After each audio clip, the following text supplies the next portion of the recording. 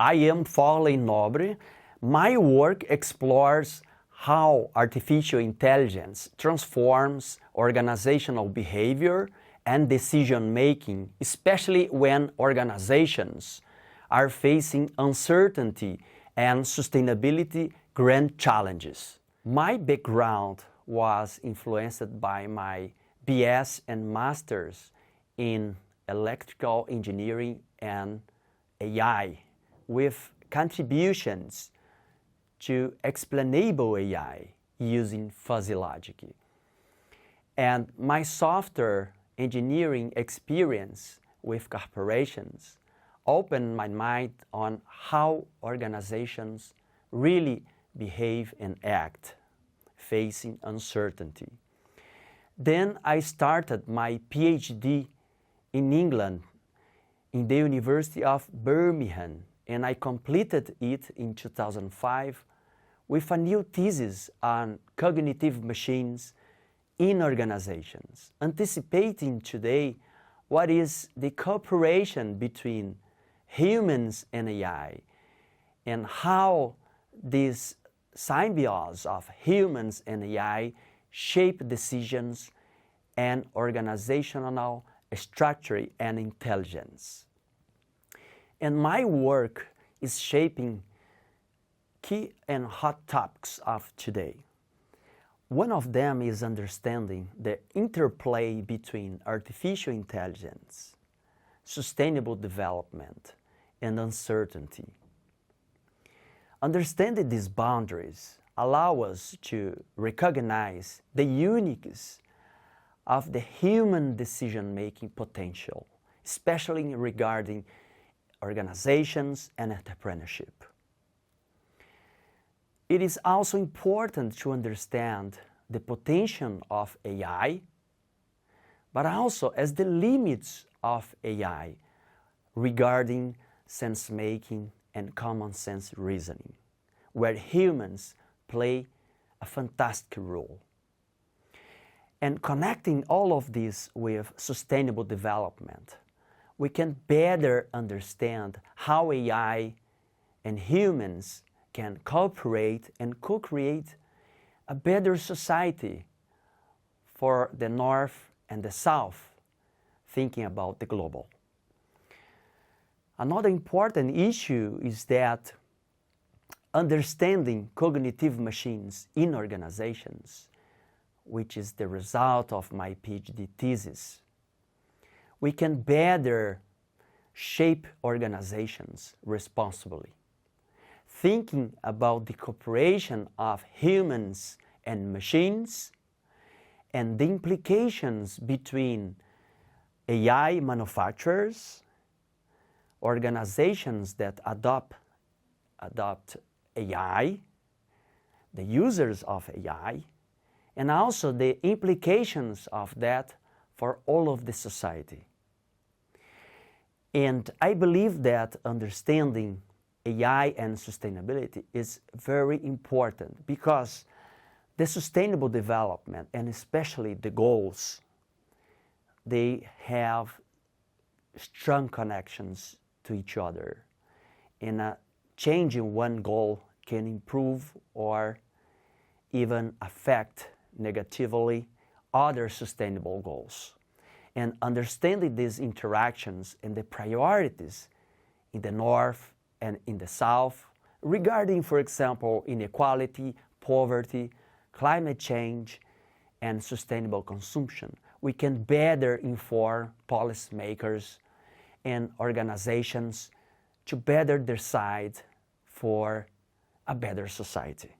That is the goal, the aim of my research as well. What are you researching on right now? Yes. Yeah.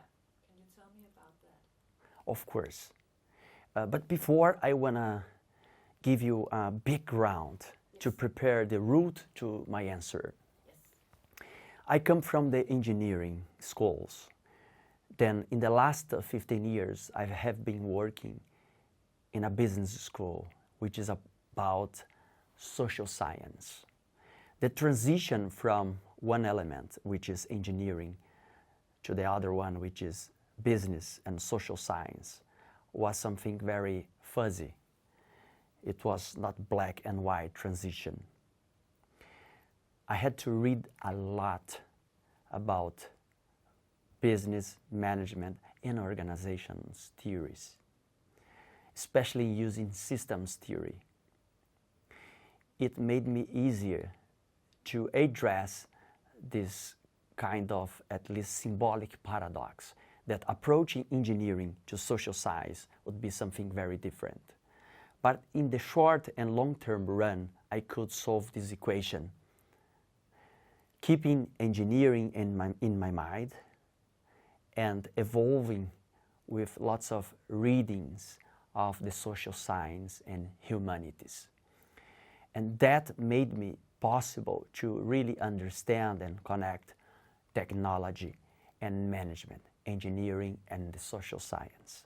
That was a long-term road, first of all.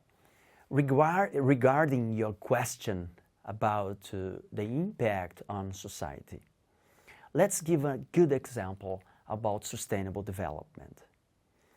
The literature demonstrates, using computational models, that in the global south, if we invest in poverty, which is the sustainable development goal number 1, no poverty, if we invest in that goal, if you give priorities to policy making regarding that goal, we can reach better with a higher impact all of the other sustainable development goals. Slightly less regarding climate change, of course, and sustainable consumption. With some green solutions, then we can alleviate poverty in the south, impacting very positively all of the sustainable development goals. And complementarily, which is very interesting, the North and the South, they need each other. And today, the South and North, they need each other most in the history. When you say North and South, then try to explain what you mean with North and South. Okay. For me, it's like, is it the north of Europe and the south of Europe? Or Yeah. Spain? Or, I mean, so I'm sorry, what's the north and what's the south? Oh, yes. Yeah, I mean, That's what I mean about the global south, the global south, the developing countries, okay, the poor countries. the poor countries. Yes, I should have North given. is Is the most developed countries. Okay. Yes. Of course, some countries, they are in the south, but they most belong to the north regarding economics. This is not a sharp line of separation. It's a kind of gray line. But I'm using the terms just to regard what is developing countries and developed nations. You are absolutely correct. So as my work is in between technology and management, is in between engineering and social science, and so in between artificial intelligence and the sustainable development issues.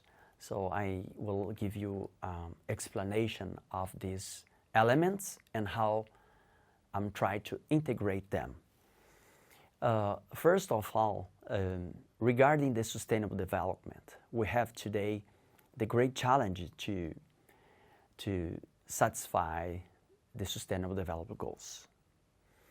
There are 17 goals and a very complex network of goals, because sometimes improving one goal can impact on other goals. For example,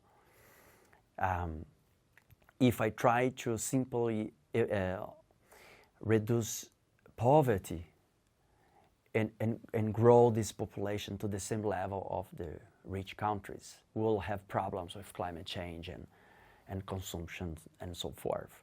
So goals, they have some tensions between them.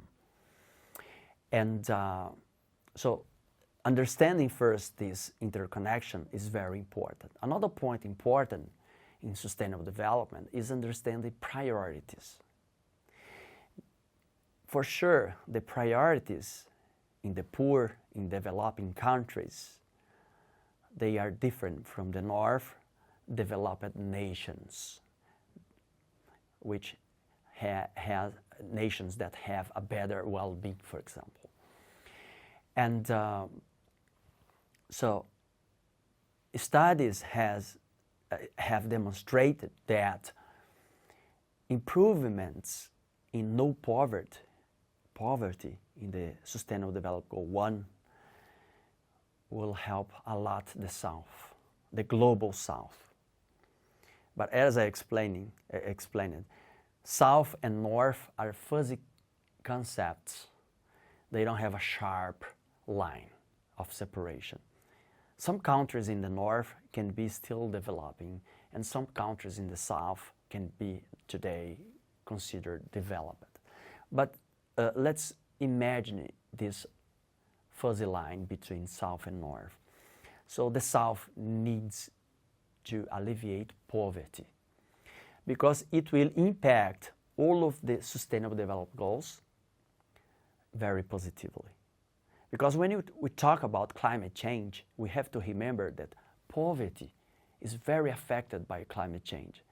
And poverty is in a circle that is very negative, even for the climate change as well.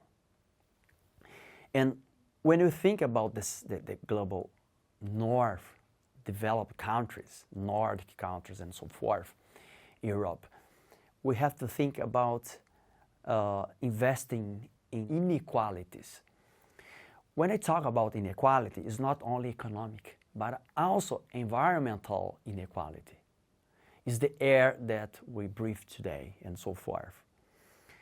So these investments in the South and North will alleviate the tensions, global tensions, will bring the South and North more together, as much as well we think about a peaceful connection between global North and South.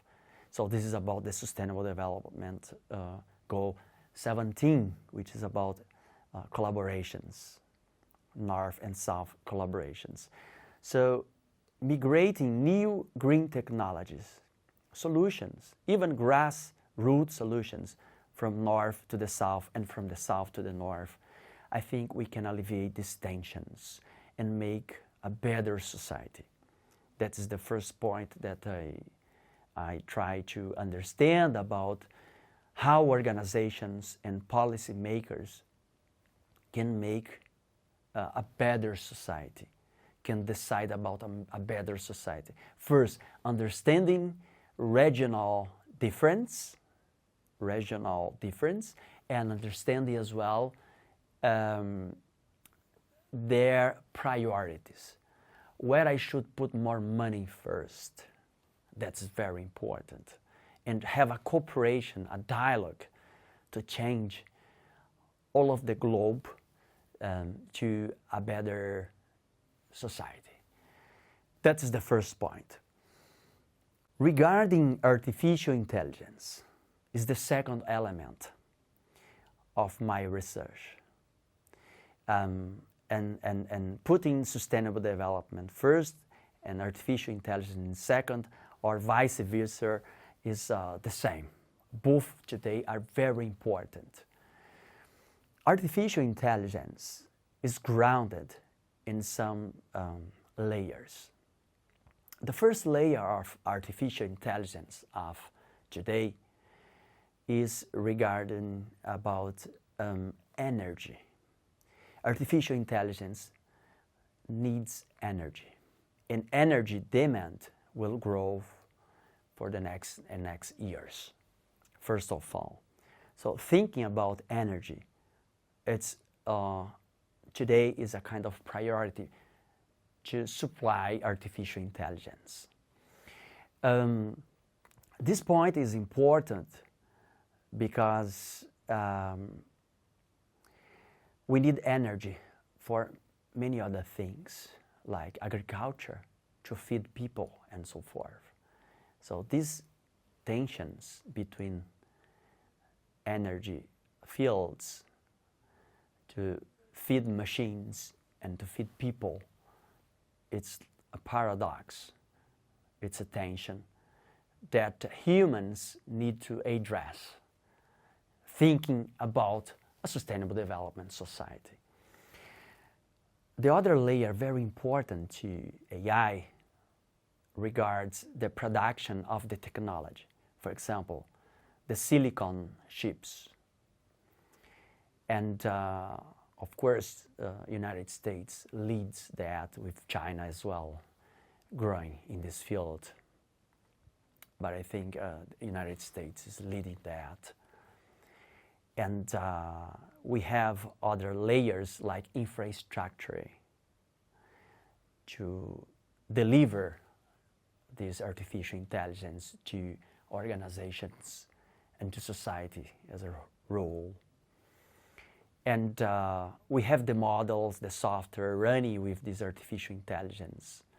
Some countries are leading these models, like United States, and other countries are leading an open source model, which is easier to explain better what's going on behind the computation of the AI. And of course, we have now a competition of who will deliver first this artificial intelligence in a massive way. United States and China, they are playing this game. And here in the West, most people, they are afraid of artificial intelligence, like to take our jobs. So European communities, they are ruling artificial intelligence. They are putting norms and so forth, which is good, but there is a bad side in the sense that you can make it more slow to progress, while in the East, China and other countries, they are very competitive. They are very good in what they are doing today regarding AI, and they want to boost that as soon as possible. And I think my perception is the people there, they see AI as something that will bring freedom. It's good. So if we try to intercept AI and block in some region, the West or whatever, it will progress in other sides of the world. So we can't escape, first of all, about that. This is why I think AI is very important for society. And I'm started studying AI 30 years ago. 30 years ago in my bachelor, in my master in the corporation, and my PhD. So, and I'm very surprised that AI today moved from the labs, the academic labs, and is on the hands of large corporations. And the progress is very fast today. There are lots of money going on, and many scientists, good scientists, work on these issues of progressing AI to the kind of general AI. So try to understand the bridge between AI and sustainable development. Can look like a paradox, can look like illusion, but I have to insist in that key because all these elements are shaping society. We can give more attention to AI because this is a materiality of every day. While sustainable development and climate change, for example, it's something that is navigating in our society like waves, and sometimes not clear the impact of that in our lives, despite we have seen many places in the world having catastrophes and so forth regarding climate change and other issues. So, but the sustainable development and sustainability issues and grand challenges will always be around. And all of the stocks of knowledge that you have today about sustainability will be very important, especially if we face deep uncertainty and even effects, catastrophes in the earth regarding this climate change and sustainability issues, even regarding poverty and inequalities. All these issues, all this knowledge of sustainability today, despite most of the conference, like COP30 now in Brazil, was brilliant, but with few actions, all of this stock of knowledge will be important to save us or to give us a better hope and society in the future. So this interplay is what I'm studying today, using the lens of systems theory, sustainable development, and also engineering and social science. And you ask me a question very important. What is really my work today? I just finished a paper, The Promise of Fuzzy Set Theory for Entrepreneurial Judgment, with Entrepreneurship Theory and Practice, which is a top journal in the field of entrepreneurship. Another paper was also recognized by the Academy of Management as one of the best papers of the conference of this year, which was held in Copenhagen, the great Copenhagen. And this paper is about, is a question if AI can really deal with uncertainty, deep uncertainty. What is a deep uncertainty? It's a kind of unique event.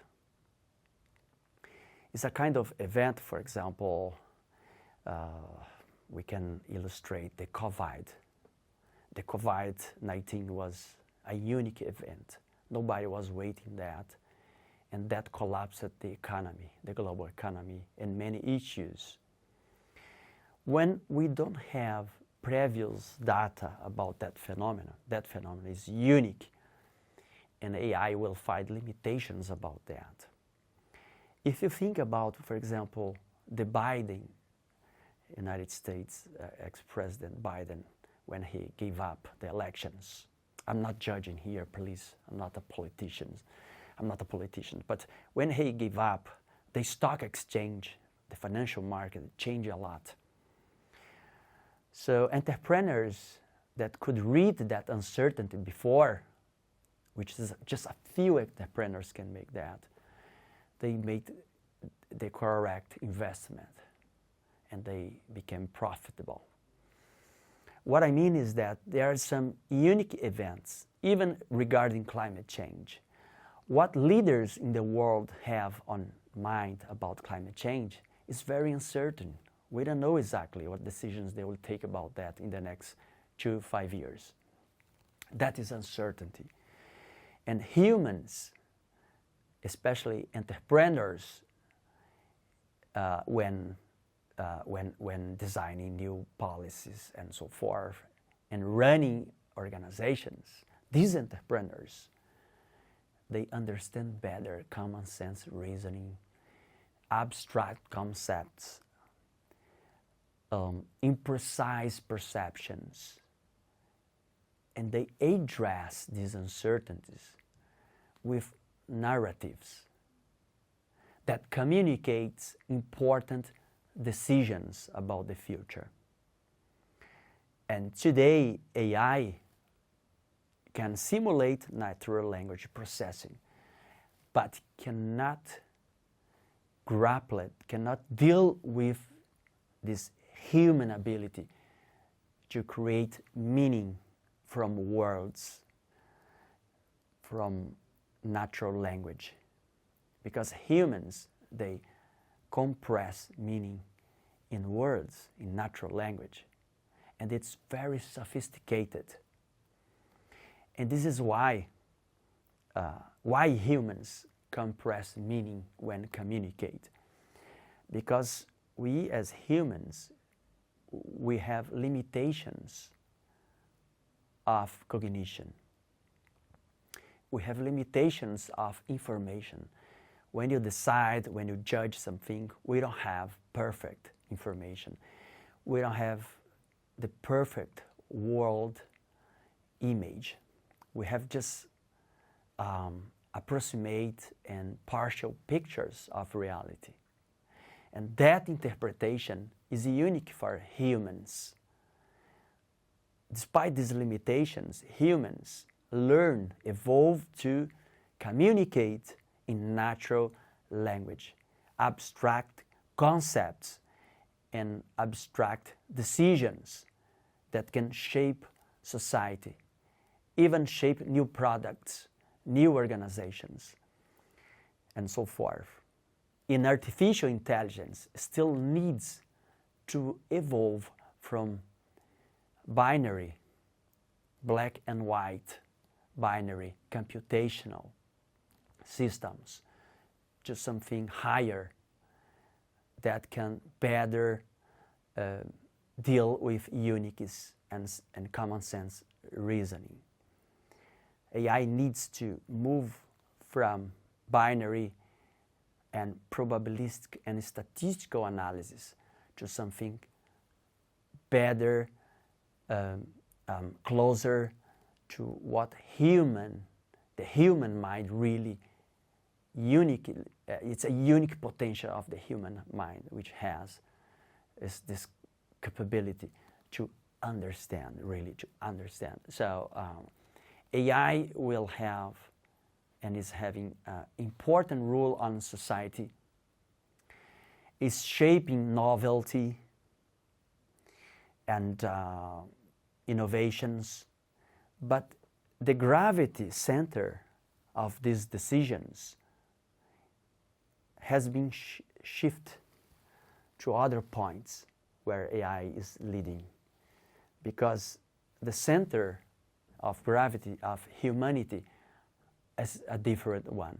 So this is why understanding society and AI, we can have a kind of preview and understanding that with AI, society will be different, because messages, information, and decisions, they have a different process, which of course differ from the human brain, the human symbolic decision-making process, understanding, sense-making, and so forth. I understand AI may mimic some things, but the center of gravity from humans, humanity, to AI or AI with humans, they are different. This is why society will take a different path. And understanding AI and sustainable development, we may try to shape this path to a better world. Yeah. Okay, so if we can combine these two things, like sustainability, understanding that, and how AI works or effect on our society, we can do it a better world. Because Yes. now it's maybe not a good world.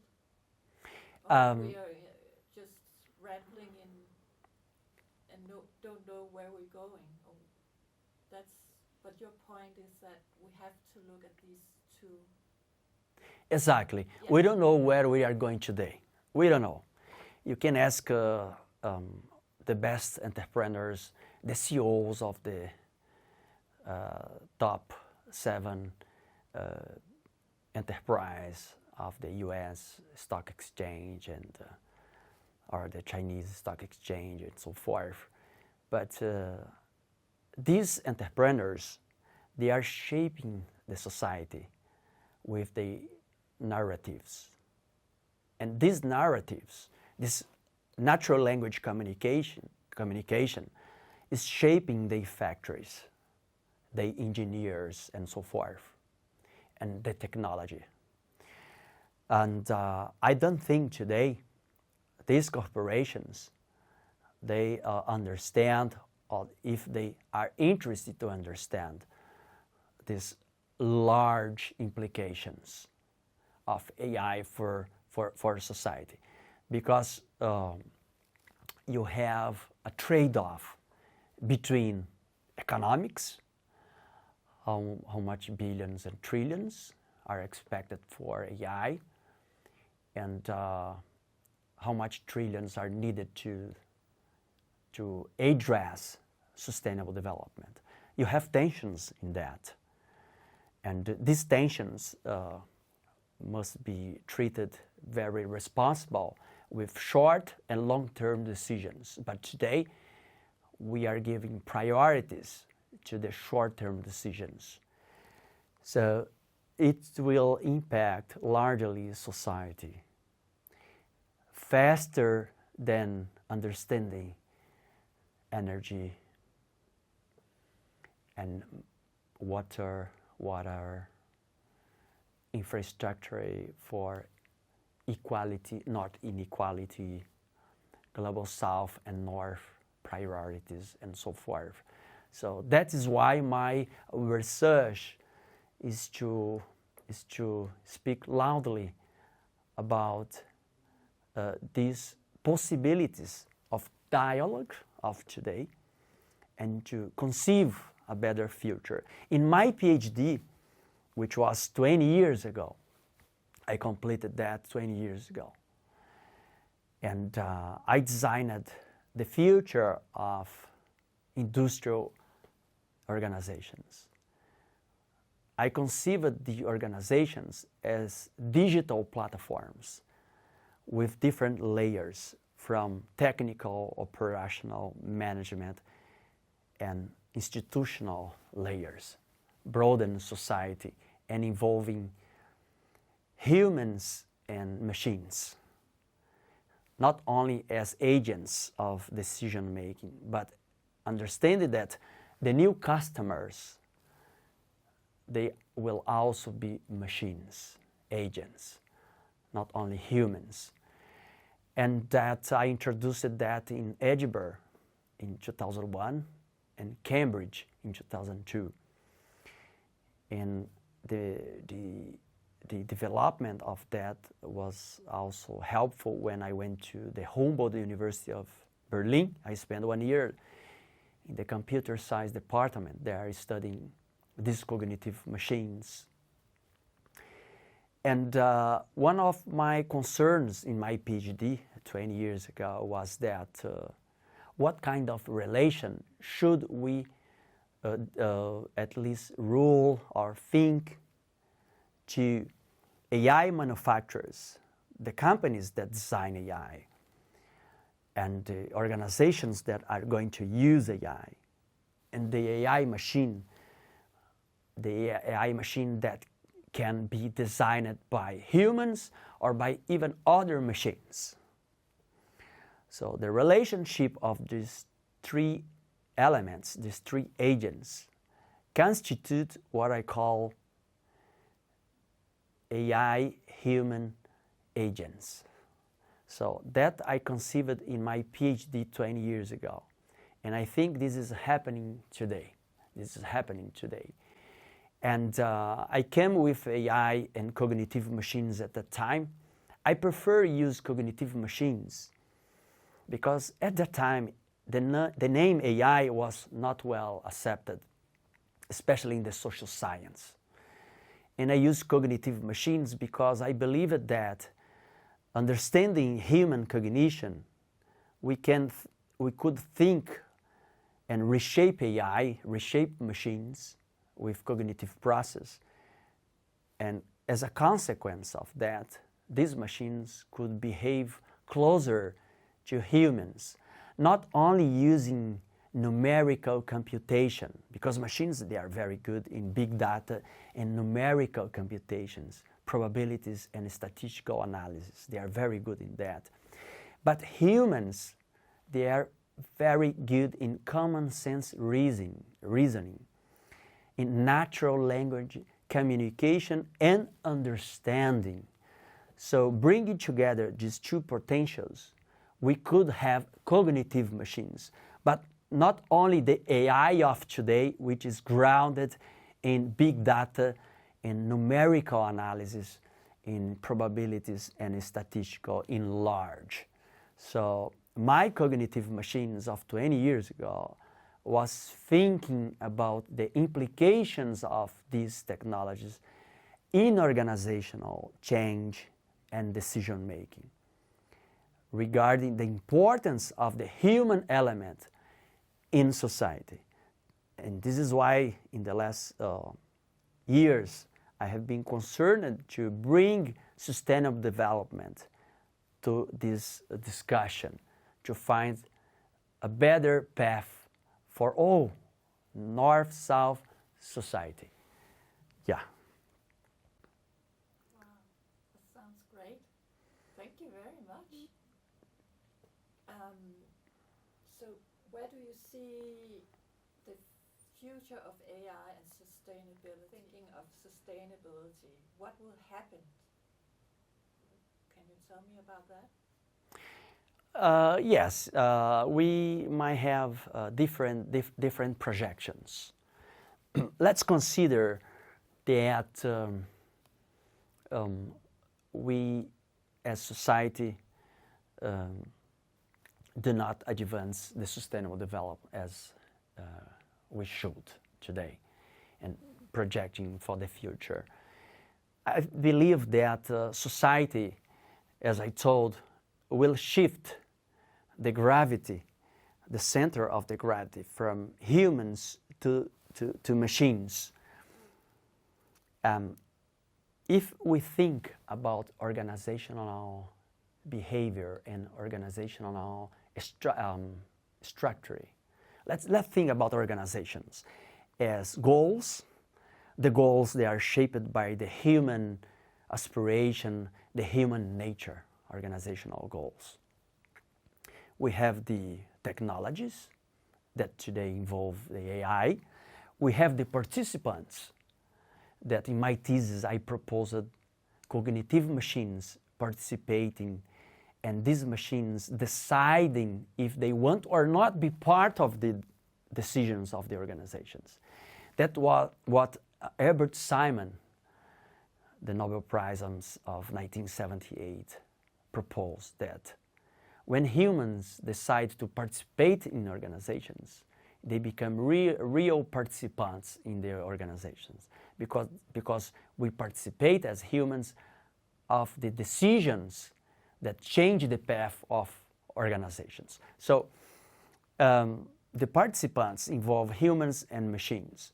And when you go to the social, the social structure, or the structure of the organization, we have two parts, two elements, and that Scott, the institutionalist, explained very well in his book, that we have the normative structure. What is a normative structure? It's exactly what the companies want from us employees or participants. For example, how we have to dress, what roles I have to fulfill in that company. Is the perfect behavior, is the rational behavior, a rational procedure, is the kind of routines that participants, employees must follow to make sure, to guarantee that that organization, that company will reach the results. Because as an entrepreneur or as a shareholder, a CEO of a company, if I go to a bank and ask for $500 billion to run a new corporation, I have to pay that for any cost. And I want my organization be very much predictive. I need predictions to control the process from goals to results. And humans used to be part of that. How much you need to work here, dress well, and your job is that. And if you need to create, create, but let me know if I agree. Because I need to pay off my $500 billion back to the bank. I need a result. So that is the normative structure. We follow norms that is written by the organization. But we also have a kind of structure that is more informal. That is the human one. It's behavior, that humans collaborating to each other, they create new standards, they create even values and culture. And that is very important as well for organizations, because that shapes organizations. Some organizations, they are different from each other because they have different values, cultures, and a behavior norm, which is made by different people. So we have these sides of organizations. Thinking about the future, I think the human nature will not change. But how can we solve the not equal between the wealthy country and the poor countries if we're not? Yeah, this is the first path that I'm giving. Maybe I explain it a lot, but when you think about AI, what AI will bring for these corporations, that is the first avenue that I'm talking about. Tell me about how do you look at the future? Yes, first. If we just go the path we already do. Yeah, if you go to the path as we are doing today, we'll have rational organizations whose aim is to improve productivity and predictability of results. And AI, it's perfect for that. AI generate new knowledge, AI create new products, and AI is based on probabilities and statistics. And you have a good prediction for the future. That is one path. The other path is that if we find a general AI, and this general AI is separate from humans, right? Like, for example, if you think that humans separate from the primates, the first avenue of today and the future is that this AI of today can help humanity in many fields, like, for example, improving energy efficiency. Yeah? So, or even discovering new forms of energy. Regarding health, for example, AI can break codes and find new protein structures with impact on all of the pharmaceutical field, bringing answers for new food or even solutions for disease, cancer, Alzheimer, and so forth. AI can also help to understand some blind spots with the climate change. Even trying to cooperate with humans to design a better path for humanity. Of course, AI has this power, especially the predictive AI, which is most based on neural networks, and this generative AI, which is also based on neural networks, but has the potential to create from probabilities and statistical partners new solutions, discovering new solutions regarding technological evolution, but also dealing with ecological and social concerns for the earth. That's possible. That's what is the route that I most expect from society. And my work is grounded on this connection, on this positive connection. But we cannot obscure the fact that there is a race for AI, especially for generative AI, which can undermine these good implications for society. Keeping the business as usual norms and keeping the economic systems with short-term decisions and leaving outside social and environmental issues of the sustainable development. There is this risk. But this is why I call all of the researchers and CEOs for the dialogue to conceive this better society that humans deserve in this beautiful planet that we live with. Yeah. Wow, that's nice. Wow, thank you very much. Wow, that's great. I'm happy that you're researching in this area. Yeah.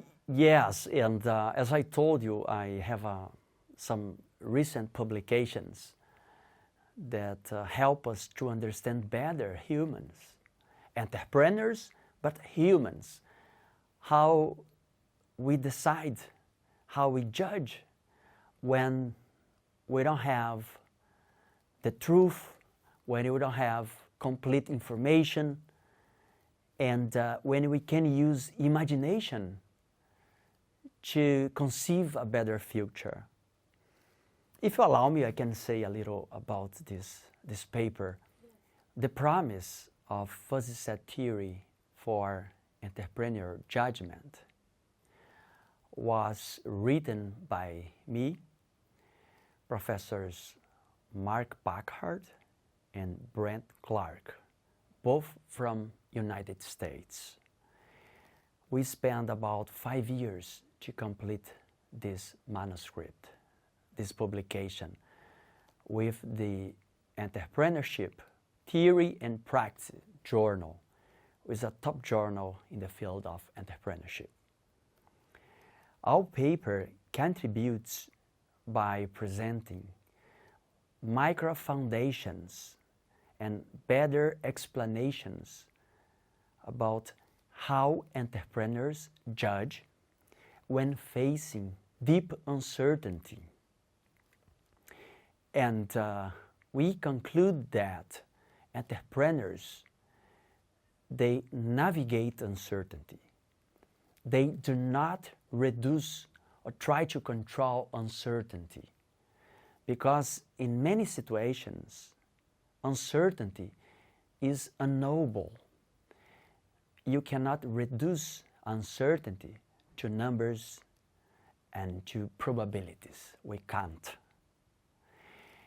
In such situations, entrepreneurs, like most entrepreneurs and CEOs, they use natural language to communicate their decisions, their imprecise perceptions about reality, and that shapes others, investors, stakeholders, shareholders, and most of us about new opportunities, new technologies, and new values and products that also will shape the way we live in society.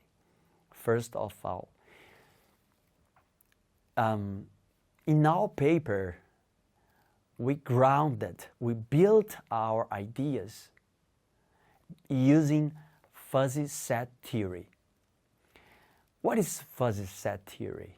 It's a theory proposed by Lofizadeh, a professor of the University of Berkeley, California.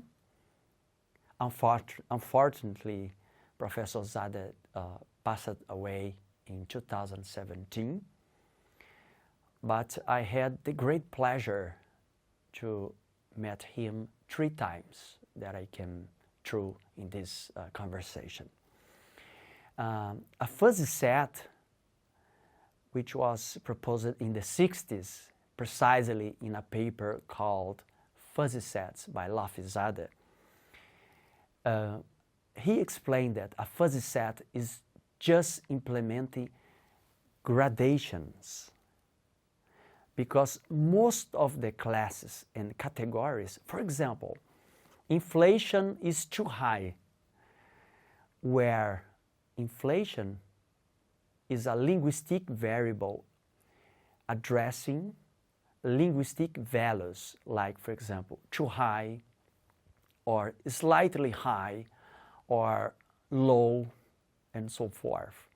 And these classes, categories, like too high, they don't have sharp boundaries. They are not black and white events, like probabilities, for example. They are gradual. And most of our perceptions about a high inflation, they are imprecise. And they are better represented by fuzzy sets, unsharp categories, gradients, something gray between black and white. They're soft categories. So this changed a lot mathematics. It changed the understanding of the world, our perceptions.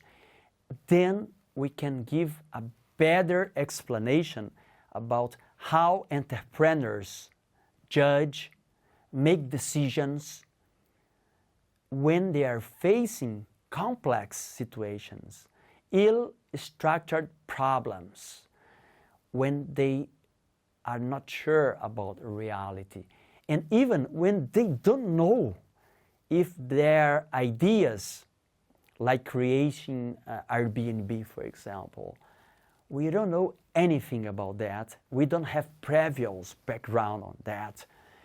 And this is very unique. Therefore, we cannot measure the probabilities of those outcomes.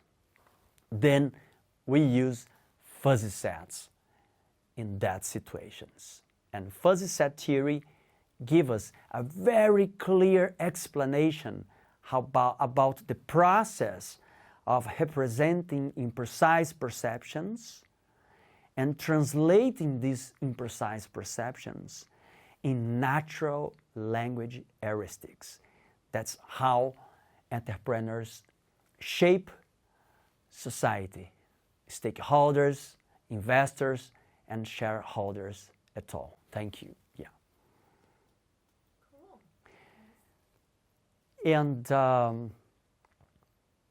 what was difficult in this paper? This paper was very, very difficult to write because fuzzy set theory, I did a review recently this year, and from the 250,000 citations of fuzzy sets and fuzzy logic, most of them, 80% or more, comes from the engineering, science, computer science, mathematics, and so forth.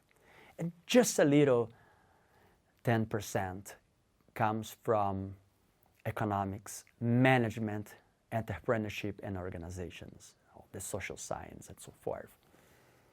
And why? Because in the social science, there is a tradition that probability theory is what works.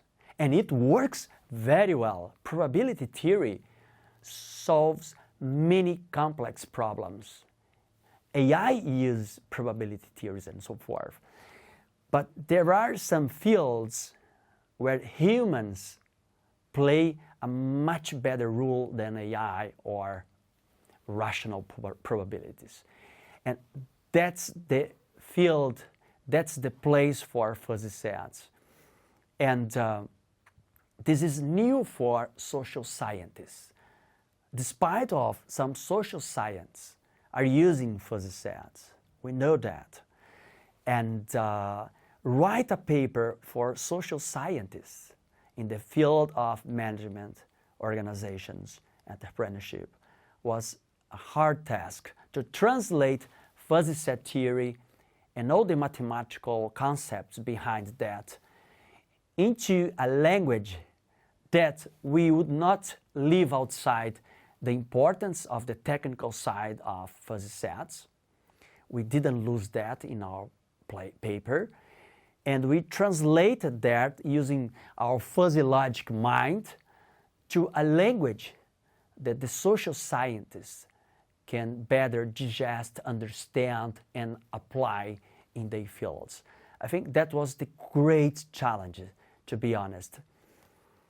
When I decided to approach to Professors Mark Parkard and Brent Clark was because as an engineer from my first background, I couldn't translate this fuzzy set theory to the language of the management and organizational scientists and entrepreneurs as well. So Mark and Brent helped me to give this translation, and we spent lots of time working in this translation and finding a kind of application in a theory building field regarding entrepreneurship, and that was perfect. I want to add something. I want to add about the roots of this paper. As a teenager, I started reading about fuzzy set theory and fuzzy logic, and then in the university later on. Of course, I applied these theories and logic in robotics and explainable AI.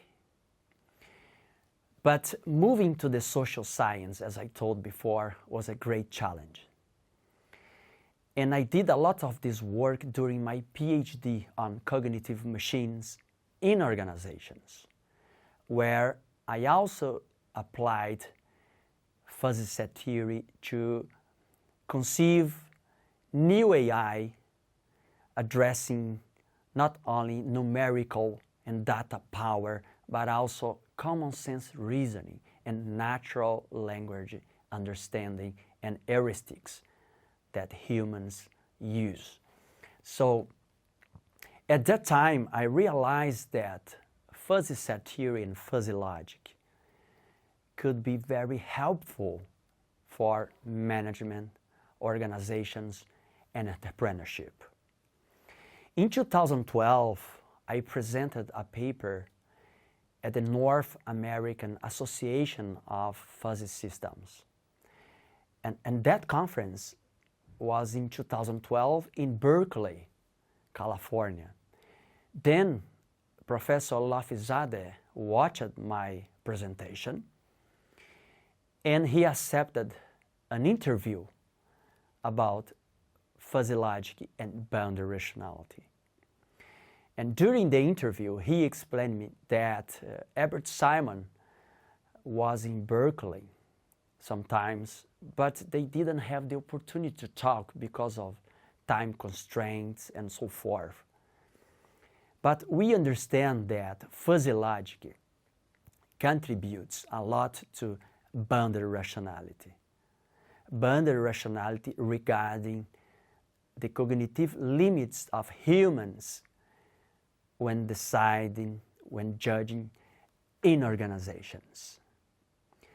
Fuzzy set theory and fuzzy logic is very good to clarify and to represent how humans translate imprecise perceptions in natural language, and how this natural language leads us, humans, entrepreneurs, to approximate solutions. They are not optimal, not the perfect rational ones. They are just approximate. They attend and satisfy human needs. That's very important, especially when you have cognitive limitations and time constraining. But the problem is not regarding limits of cognition. I think something that fuzzy logic brings to boundary rationality, fuzzy logic adds more for boundary rationality, is the understanding that humans compress, condense meanings that's coming through imprecise perceptions, unsharp concepts. Humans condense this in natural language to overcome cognitive limits that today AI cannot deal with that. Indeed, the AI today and the AI designers, most of the corporations are designing a kind of AI because still have limitations to accept and understand fuzzy logic. That was a common sense debate we had this year in France in a IEEE fuzzy logic conference. So fuzzy logic adds a lot to boundary rationality to management organizations and entrepreneurship research, for sure. And our paper is starting this contribution to explain how entrepreneurs judge, what mechanism and what micro foundations are really behind the human reasoning and human understanding and judgment when facing deep uncertainty. And when I talked to Jade in 2012, in that interview, that opened my eyes because he was very positive about the connections of fuzzy logic and boundary rationality. Indeed, he conceived fuzzy logic, fuzzy set theory, especially to help humans, humanistic and social science, to better model complexities that the old-fashioned mathematics of probabilities and statistics could not do, because most of that probabilities and crisp mathematics, sharp classes, they were very good and appropriate for Newton equations machines of the old industrial revolution. But today, Professor Lafizade in the 60s, he understood that we should evolve this approach to address many of the complex problems of the social science and the humanities.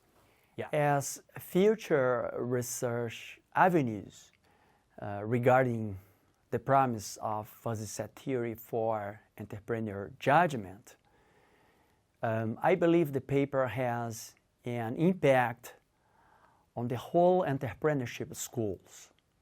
Of course, in this paper, we focused on judgment.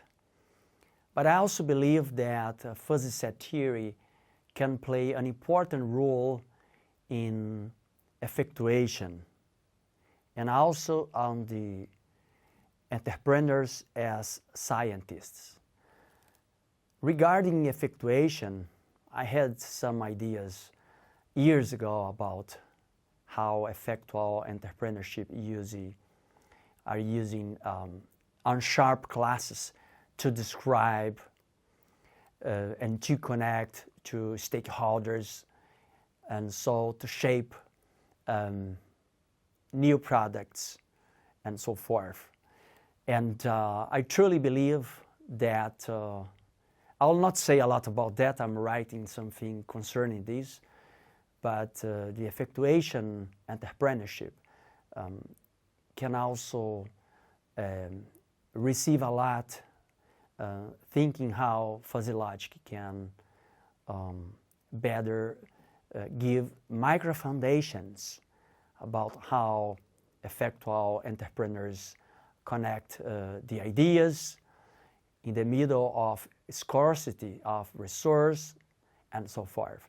And entrepreneurs as scientists as well, I think they can conceive the entrepreneur's mind as a process, but also based on imprecise perceptions, better described by fuzzy sets and possibilities. Thank you. And finally, I'd like to thank Professors Mark Backhart and Brent Clark for their work and for many of the advisements they did during the paper. They were very professionals and they know a lot about uncertainty and entrepreneurship. So their collaborations as co-authors were fundamentally to this paper. And I'd like to thank a lot the Entrepreneurship Theory and Practice Journal, especially Professor Richard Hunt, for all of the recommendations and the patience during the writing and during the publication process of our paper.